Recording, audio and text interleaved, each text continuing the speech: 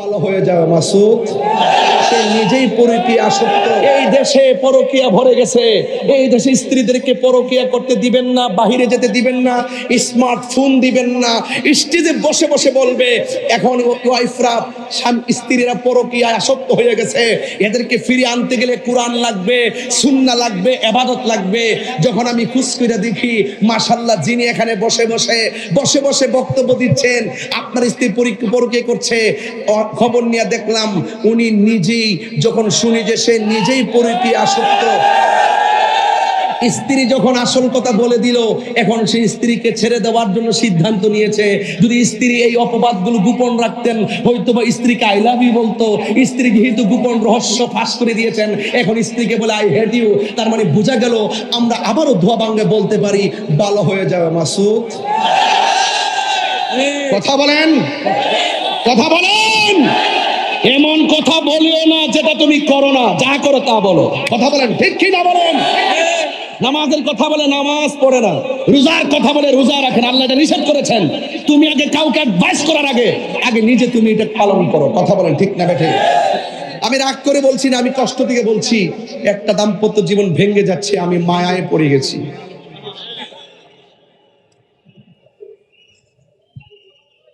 এই বাঁশি বাজায় না কেউ, কেউ বাঁশি বাজাবেন না প্লিজ।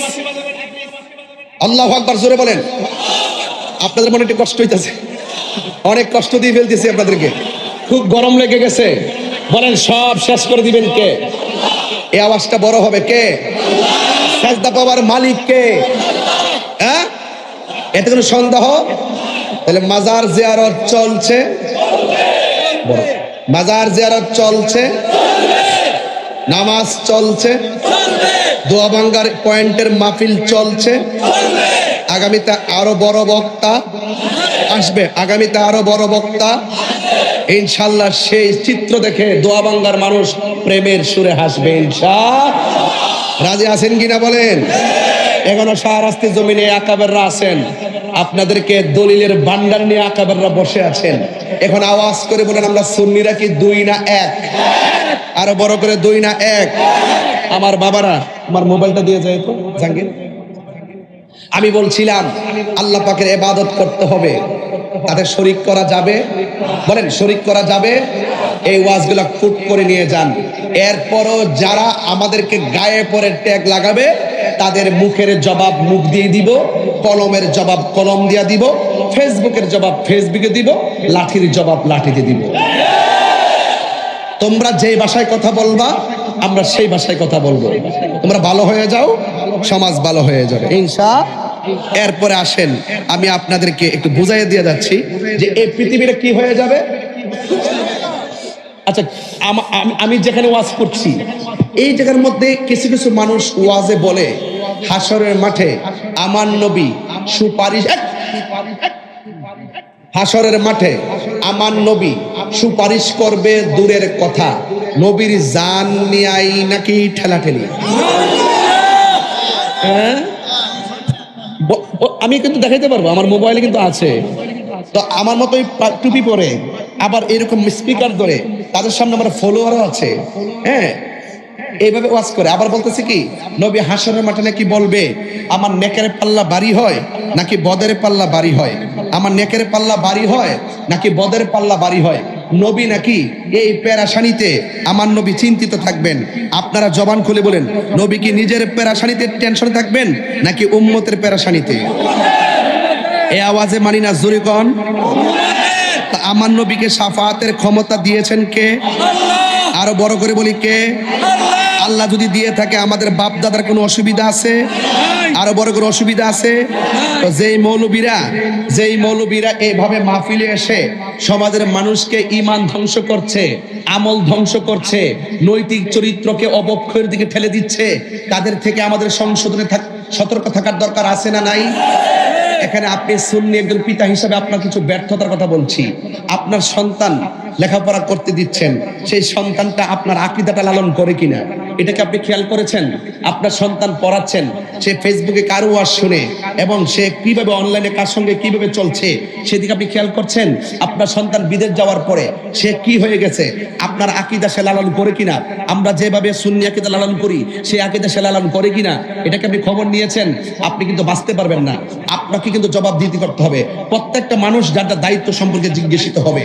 আমি বলতে চাচ্ছি ওই কথাটাই, আপনি আমি আমরা আমাদের যে যারা আছে, আমরা আমাদের মুরিদের সন্তান, মুরিদের নাইনাতনি এবং যারা আছে, এবং আমরা আমাদের সন্তান, আমাদের চাচাতো ভাই, আমাদের মামাতো ভাই, আমাদের খালাতো ভাই, আমাদের পরিবারের পরিজন যে এরিয়াটা আছে তারা কিভাবে কোনো মিসগাইড হচ্ছে কিনা এই ব্যাপারে যদি আমরা এখন যদি তদারকি না করি তাহলে একদিন দেখবেন, এখন তো আপনি মারা যাওয়ার পরে আপনার বাবার জানাজার পরে দোয়া হচ্ছে।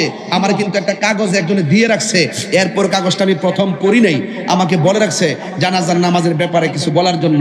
আপনি যখন নামাজ পড়বেন দেখবেন যদি আপনার সন্তানটা বিপদে চলে যায়, এমন এক সময় আসবে সন্তান বলবে জানাজার নামাজের পরে দোয়া জায়েজ নাই। এভাবে বলতে পারে কি পারে না?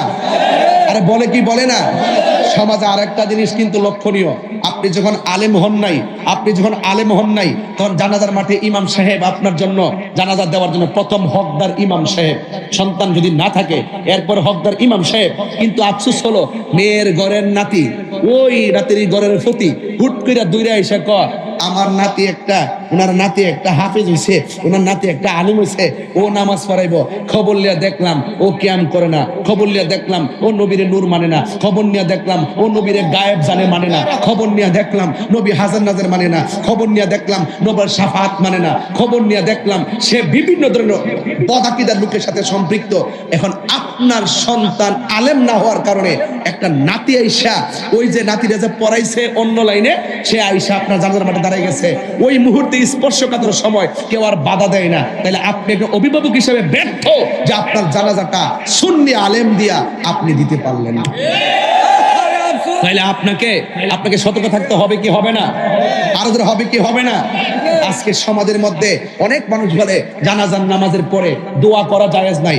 বলছেন দিকে বলতেছি, প্রশ্ন দিচ্ছেন জবাব না দিলে বলবেন হয়তো হুজুর কাছে আবদার করলাম, হুজুরে বললো না, মাসকান্দা বলে দিয়ে যাই। আজকে অনেকে জানাজার নামাজের পরে দোয়া মানে না। এক শ্রেণীর লোক এসে বলবে জানাজার নামাজটাই দোয়া, জানাজার নামাজটাই লইলে দোয়া। এটা হলো জাহেলে মুরাক্কাব, নায়েবে শয়তান, সমাজের ফিতনাবাজ। জানাজার নামাজ কখনো দোয়া না, জানাজার নামাজ মূলত নামাজ। কথা বলেন ঠিক কি না? এবার আসেন জানাজার নামাজের কয় তাকবীর? আরো জোরে কয় তাকবীর? 4 তাকবীর। আচ্ছা বলেন জানাজার নামাজটাকে যারা দোয়া বলে তাদেরকে একটু জবাব দিয়ে যায়, জানাজার নামাজকে যারা দোয়া বলে, আচ্ছা বলেন তো দোয়ার জন্য কি দিক শর্ত নাকি নামাজের জন্য? দোয়ার জন্য দিক শর্ত নাকি নামাজের জন্য? তাহলে জানাজার নামাজটা মূলত নামাজ দিক শর্ত। কথা বলেন ঠিক কিনা? এবার আসেন ফজরের নামাজের সুন্নতের নিয়তটা কইরা লাই।